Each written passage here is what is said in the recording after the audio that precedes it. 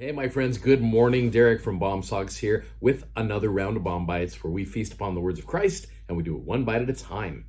Today, we're starting section 23 of the Doctrine and Covenants, so I want to introduce you to Five Guys. Now, as you're thinking about Five Guys, you're hungry. I get it. Five Guys, burgers and fries, totally get it. But this is Five Guys in section 23 of the Doctrine and Covenants.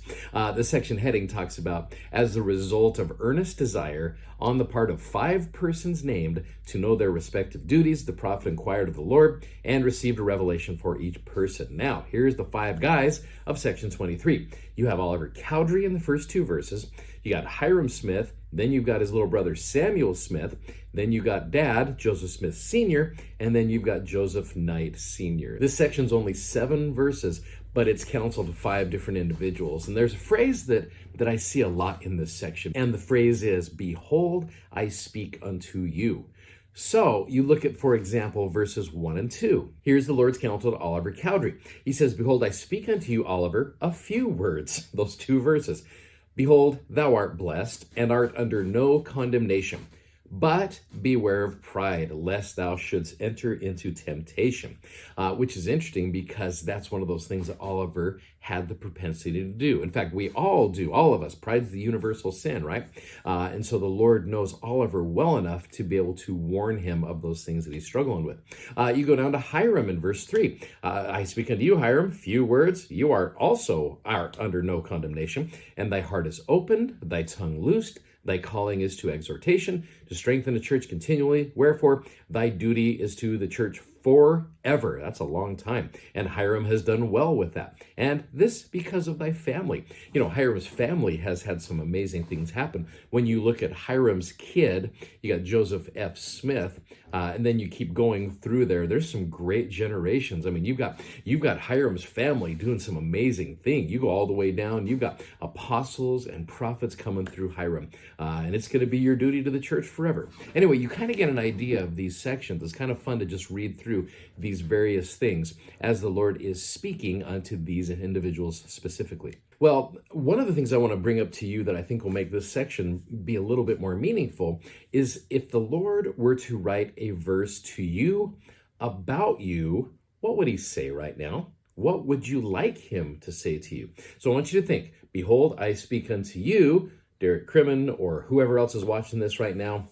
It'd be interesting to see what the Lord would say to you, and just with regards to how your life is going, with regards to maybe what you're doing, with regards to what you're not doing. It would be interesting to see that. Now, the question is, where can you find similar personal counsel? One of my favorite things to look to has always been a patriarchal blessing. And these verses actually become like a little mini 1 verse, 2 verses or so, patriarchal blessing. If you were to go to your patriarchal blessing, you would see counsel, you would see warning, you would see encouragement, which is in this section right here. Again, only 7 verses, but you see those things going on in this section. And so if you haven't read your patriarchal blessing in a while, just a gentle reminder, maybe dig it out and look at it.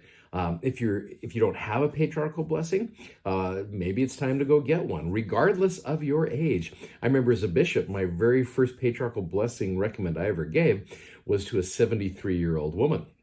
She comes in to see me, and she had outlived 2 husbands, and she just came in to see me, and she just said, "I think it's time to get a patriarchal blessing." And I was just like, I wrote out the recommend. I said, "Here you go. Let me know how it goes." And it was interesting, wonderful experience. In fact, our oldest son, our 3rd child, our man child, as we call him, just went and got his interview for his patriarchal blessing, 16 years old. And so I'm excited for him. I'm excited for him to see what the Lord really wants out of him. And all of those, the patriarchal blessing is such a wonderful thing. So I would recommend and encourage you to bring it out again if you haven't looked at it in a while. Also, we got, General Conference coming up in a few weeks. There's a great little quote from Elder Holland that describes General Conference so well. He says, "If we teach by the Spirit and you listen by the Spirit, some one of us will touch on your circumstance, sending a personal prophetic epistle just for you." That has always been one of my favorite phrases. So you can find, if you don't have a patriarchal blessing or whatever, maybe you read a General Conference quote, you read a talk, with maybe what the Lord wants you to do. And if you start off every talk that you read and say, behold, I say unto you, my servant, you, maybe there's some great things that you and I can learn from it. Anyway, I love this section 23. It's a short little section, but it's got some good principles too there. Hey, thanks so much for watching. Thank you for subscribing, and thanks for sharing. We will see you tomorrow with section 24. Godspeed. Bye-bye.